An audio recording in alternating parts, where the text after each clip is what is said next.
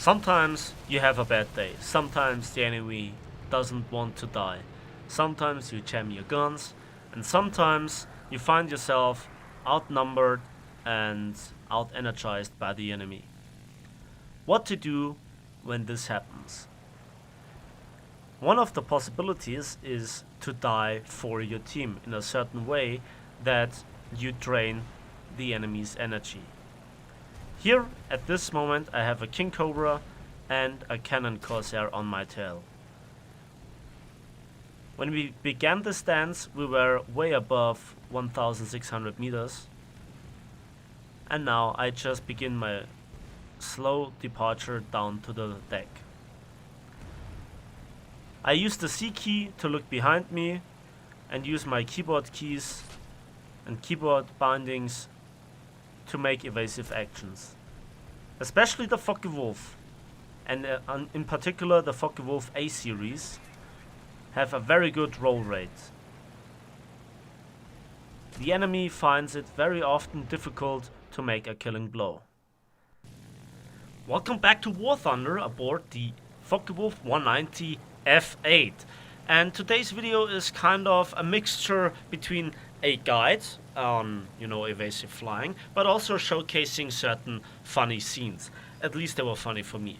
So, the Focke-Wulf F-8 is a rank 5 German, battle rating 4.7 strike fighter. It is in fact the only plane having this designation in the Focke-Wulf line. So, what makes this plane so special? Well, first of all, it has a huge variety of bomb loads and even the ability to mount two 30mm Mk103 guns under its wings. But they have a very limited amount of ammunition supply, are highly inaccurate, and reduce the very limited maneuverability of this plane furthermore. So in today's battle I flew it out without any additional armament. And I think another speciality of this plane is that it lies within a folder together with the Focke-Wulf A8, and for most people it's just a hindrance in their progression, so they skip this plane. This plane features two 20mm in the wing roots and also two 13mm with a whopping 2000 rounds of ammunition above the engine. So that's quite a nice armament. This scene here is just showcasing that I critted a P-17 in the wing. It tips over and will, eventually die by ripping off its wings. And surely I was the only one doing the damage, and surely I get awarded the kill, right? Nope. He just ripped his wings. This is a big problem in my opinion, as it reduces the available amount of XP and credits in the game furthermore, for at least this battle. So I spotted 3 bombers. Let's see how this plane does in the anti-bomber role. By the way, the Focke-Wulf F-8 as a strike fighter and interceptor gets an air spawn all the time. Not just on Norway, but on every other map as well. It never starts from the ground, except if you land rearm repair. And I go here into a head-on with the Sterling, but I miscalculated my first burst, but it doesn't matter because I have so much ammunition to spare. I turn around and I sit then on the tail of the second Sterling. Another speciality of this plane is that it can take quite a beating, to be honest, and also has a very good head-on firepower. I see that the third Sterling gets intercepted by 3 enemy players, so I try to work my way to the last B-17. Now, if I want to compare the Focke-Wulf F-8 with any other plane in the game, it would, surprisingly enough, be the P-51, of which I did a video. I'm not quite sure when I will release it. Probably I already have released the P-51 video when this video will go live, but it doesn't matter. Now, why do I compare it? Well, they have a lot of similarities. They have diabolically bad low speed turning capabilities. They also have not the very best energy retention, but both can excel rather surprisingly at high altitudes and can go really fast in dives. But I think that's where the similarities end, because the Focke-Wulf fight in a completely different matter of the game.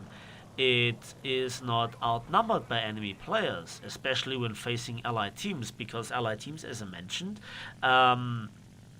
feature a lot of bombers. Most of the time you will encounter the maximum of bombers of 4.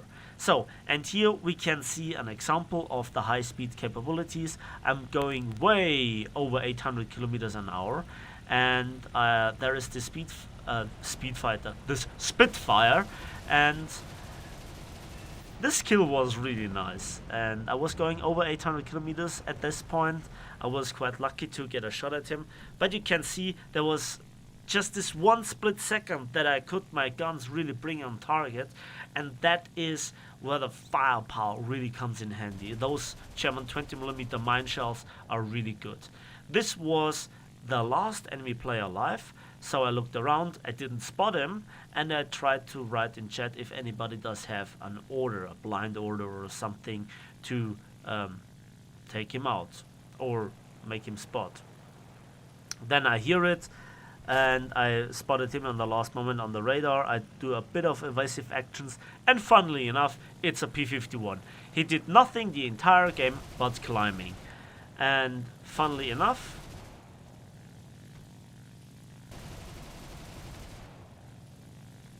.2 kilometers with a single hit. That's the difference. You have accurate guns, you have hard-hitting guns, and you have a lot of ammunition. And I'm really sorry for this guy. I really was sorry at this moment. So the last scene shows the defensive flying capabilities in their full glory. I'm here in a semi-dogfight with a Spitfire LF Mk9, which is a terrifying aircraft to face. So I had a little bit of speed and I tried to separate. Then he was a bit too far away for my taste, and I had a lot of speed under my belly. And what I wanted to try is to bait this guy, to actually hook him. Now, this is defensive flying and baiting are relatively similar. You go into a position where you have the enemy actually on your tail, and enemies love to be on your tail, ain't they? So, but again, I use the C key to observe the enemy, what he's doing, where he's flying, and I control my aircraft purely with the keyboard bindings. What I try to do here is to drain off his energy. I have no chance of outperforming him. The only thing the only thing that I can do is to outthink him.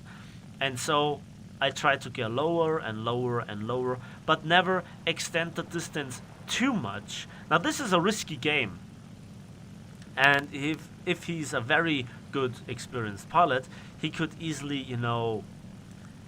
make his advantage to pay off. And at this point, yeah, I was about to get knocked out. I tried to get a few shots into him and actually connect one of the 13mm bullets into him, and there he ripped his flaps, which is quite nice, thank you. But I never could get guns on him again. Every advantage that you need in a 1 versus 1 now lie within his hands. He has the altitude advantage, possibly the speed advantage, the acceleration advantage, the maneuverability advantage. As long as he plays safe, I can't win. But then, here is the magic point. A B-409 came in and forced him to turn, and that gave me the one shot that I needed. And you can blame Gaijin for a lot of things. But my shooting skill, well, they are mine, aren't they? The final verdict for defensive flying and baiting is this. It's challenging, it's not easy, it doesn't pay off every time, but it is so much fun when it works out.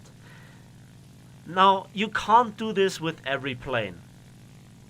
But the Focke-Wulf A series together with the F-8 are one of them. The D series and the P-51s, not so much.